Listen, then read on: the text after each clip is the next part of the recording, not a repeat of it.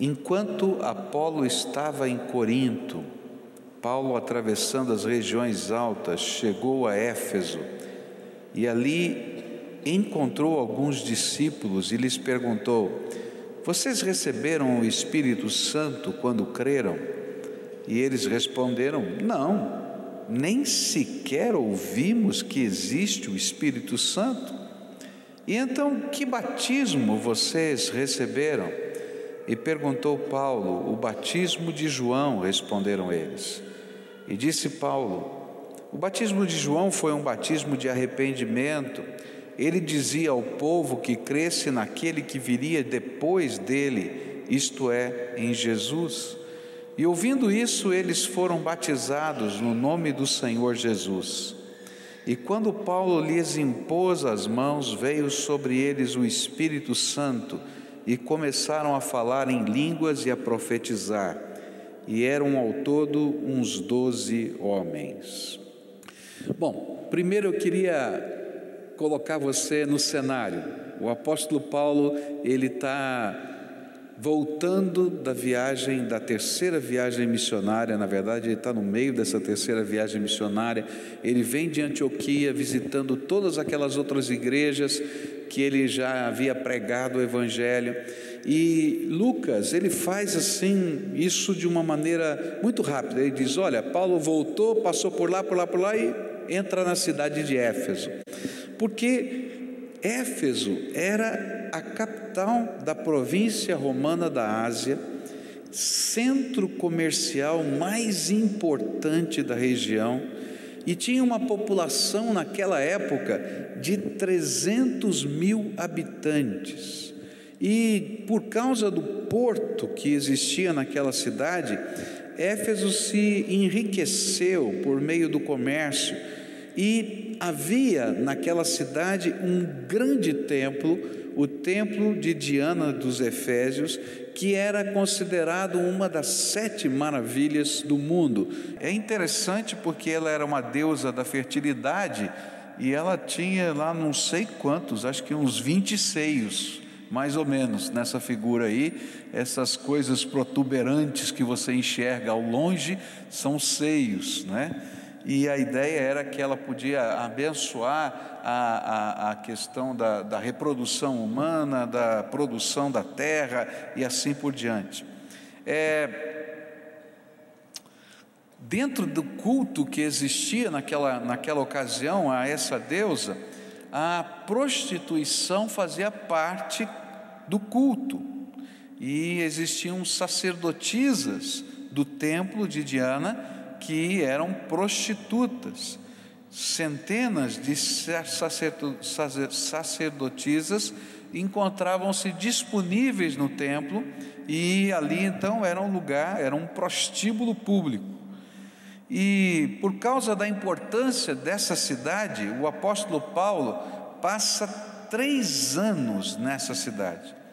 E nesse texto que a gente começou a ler, que vai do verso 1 até o verso 22 de Atos 19, Lucas personifica, ele dá uma ilustração para a gente, usando pessoas, de como as pessoas que estavam ali na cidade de Éfeso e estavam tomando contato com o Evangelho, elas estavam vivendo a sua fé. E nesta manhã eu quero olhar para essa primeira personificação, não é?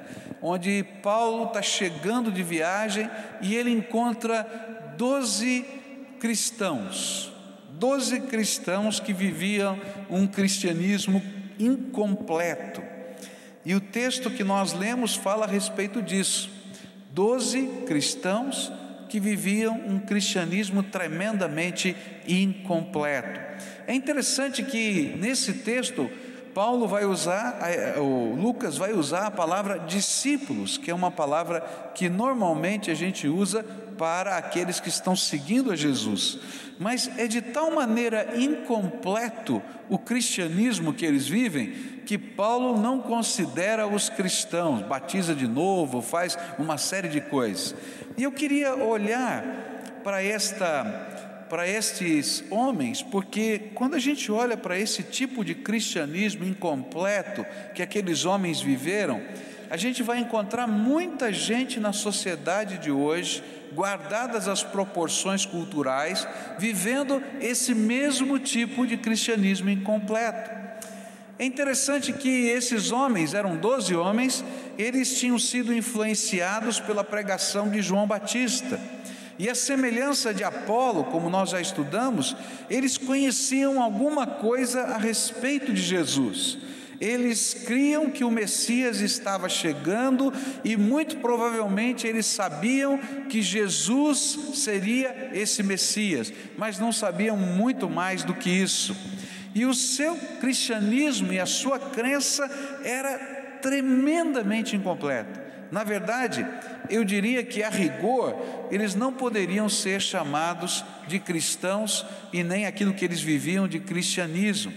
E foi registrado esse fato nas Escrituras para que nós pudéssemos entender que existem pessoas ainda assim nos dias de hoje.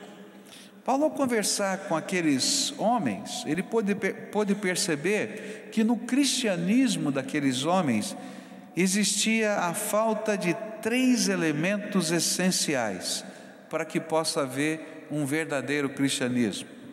Primeira coisa que faltava na vida daqueles homens, eles viviam um cristianismo sem Cristo. Eles viviam um cristianismo sem Cristo. Como é que pode viver um cristianismo sem Cristo? Mas eles viviam um cristianismo sem Cristo. Eles creram na mensagem de João Batista, que lhes anunciou que viria alguém após ele que seria o Messias. Muito provavelmente eles soubessem por outros discípulos que esse alguém era Jesus e sabiam o nome de Jesus. Mas eles nunca tinham tido uma experiência de entrega da sua vida a Jesus pela fé, como Senhor do seu coração. E eles nunca puderam experimentar o poder da graça de Deus nas suas vidas.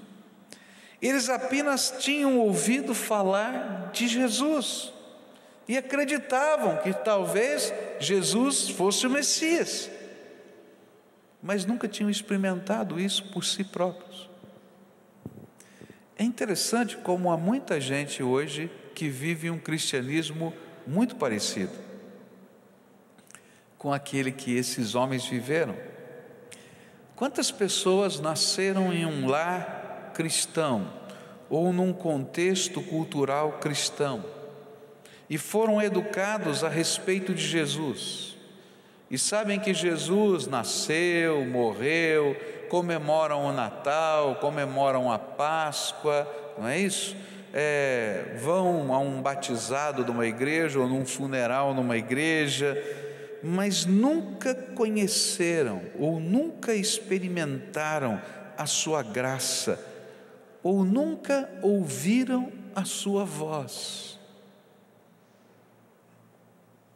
E por isso eles vivem um cristianismo. Se você perguntar, o que eles são?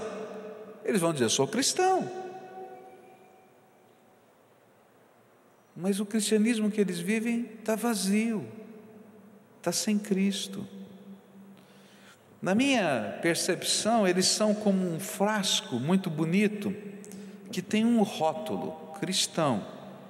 Mas se você abrir a tampa desse frasco, você não vai encontrar nada dentro, porque ele está completamente vazio. E por estar vazio, a pessoa tem uma religião, tem um título cristão, mas não tem uma experiência com Deus nem com Cristo. Eu posso dizer para você que até os meus 12 anos de idade eu era exatamente como esses daí. Até o dia em que alguém me disse que Deus podia falar comigo, e eu fiquei tremendamente desesperado, porque eu nunca tinha ouvido falar, eu nunca tinha ouvido Jesus falar ao meu coração.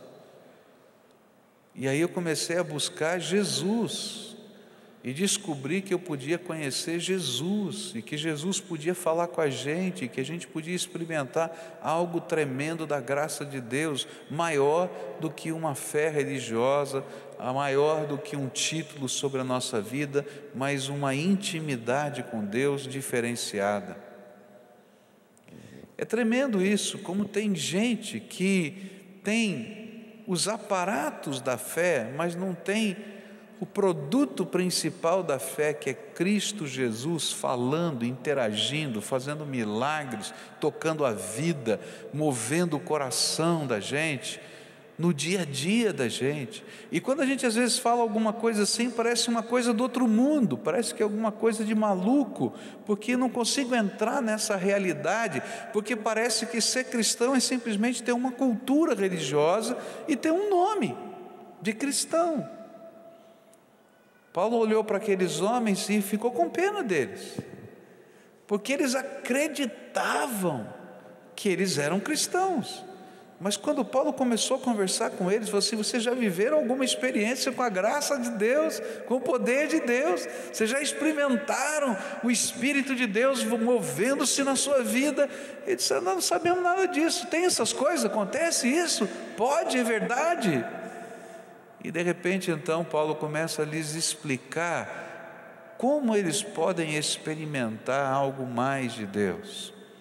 E naquele dia, nesses 7 versículos, eu acho que não foram 3 minutos de conversa, aqueles homens viveram a maior de todas as experiências da sua vida, porque eles não apenas conheceram Jesus e experimentaram a presença, o propósito e o poder dele na sua vida, como também experimentaram a bênção de serem usados por Deus e serem instrumentos de Deus nessa terra. O que eu vim fazer aqui hoje é dizer que tem muita gente que está sentada nos bancos das igrejas evangélicas, católicas, seja lá qual for, que tem o nome de cristão, mas que não conhecem Jesus, que nunca ouviram a voz do Senhor aí dentro do coração, que nunca experimentaram o poder de Deus na sua vida, que talvez a fé seja uma mera expressão da sua cultura.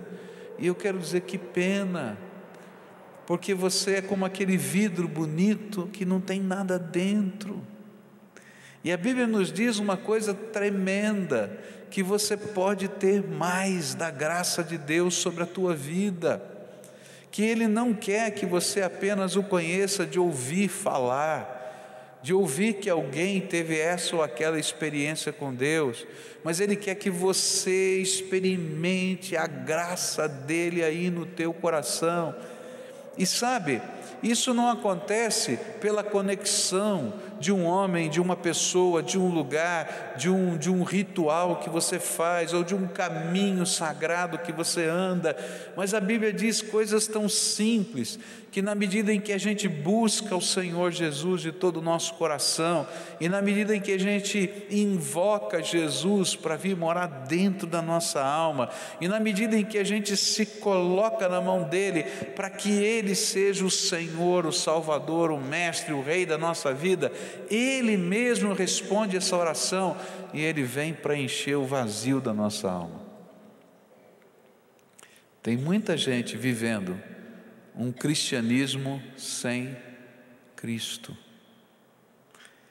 e um cristianismo sem Cristo é mera cultura religiosa, cultura social, que não preenche o coração. Mas quando a gente vive um encontro com Deus, coisas tremendas da graça de Deus começam a acontecer na nossa vida. Quantas são as pessoas que têm símbolos da fé, mas não têm o poder da fé no seu coração?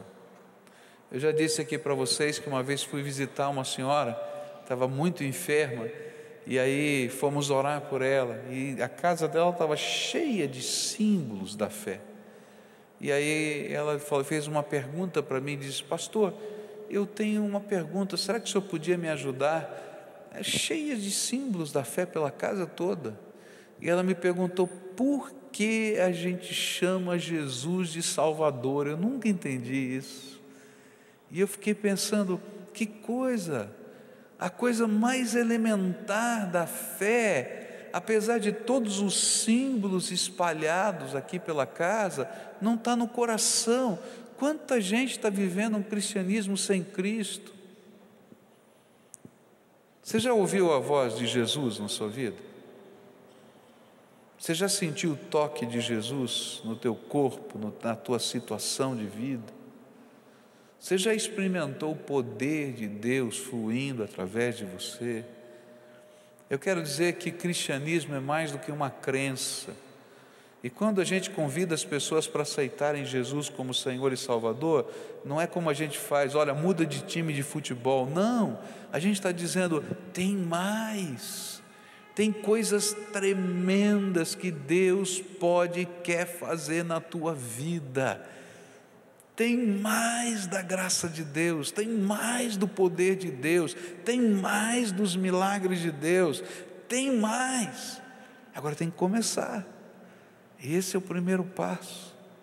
Quando a gente escuta alguns testemunhos, como nessa campanha a gente ouviu aqui, tantos testemunhos de coisas tremendas que Deus fez, milagres, transformação, cura, libertação, gente que estava com a corda no pescoço, tirou a corda do pescoço, gente que era dependente disso, daquilo, que foi liberto, gente, tanta coisa que a gente ouviu aqui.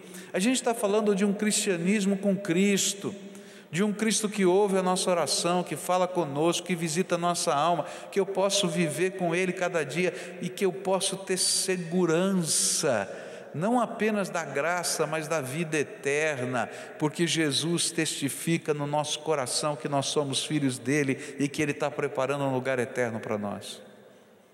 A gente está falando de um cristianismo com Cristo, de um Cristo que ouve a nossa oração, que fala conosco, que visita a nossa alma, que eu posso viver com Ele cada dia e que eu posso ter segurança, não apenas da graça, mas da vida eterna, porque Jesus testifica no nosso coração que nós somos filhos dEle e que Ele está preparando um lugar eterno para nós.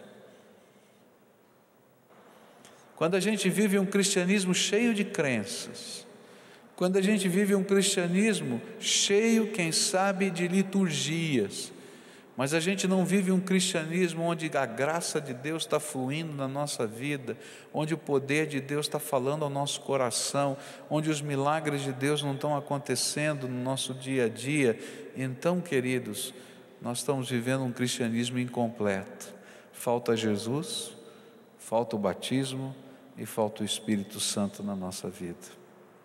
Mas quando a gente vive essa experiência, que é uma completa experiência, uma só, mas completa, a gente vai ver o poder de Deus fluindo na nossa vida e fazendo transformação no nosso dia a dia. Há muito mais que Deus quer fazer na tua vida. Há muito mais que Deus quer fazer na tua vida. E eu acho que um dos grandes problemas que eu e você vivemos é acomodação. A gente se acomoda com o rótulo e fica feliz com o rótulo. Às vezes a gente busca um pouquinho mais, quem sabe, e a gente tenta ter um conhecimento um pouquinho melhor, ou uma prática litúrgica A ou B, mas Deus quer fazer muito mais na nossa vida. Ele quer que você conheça Jesus, o seu propósito, o seu poder, a sua graça, que você firme pactos com Ele, com o seu povo, e na medida em que essas coisas vão acontecendo, queridos, que coisa tremenda é ser cristão. Eu não tenho uma solução para todas as coisas, eu não tenho, mas eu sei quem tem, e eu vou buscá-lo. Agora eu quero viver um cristianismo completo, e você?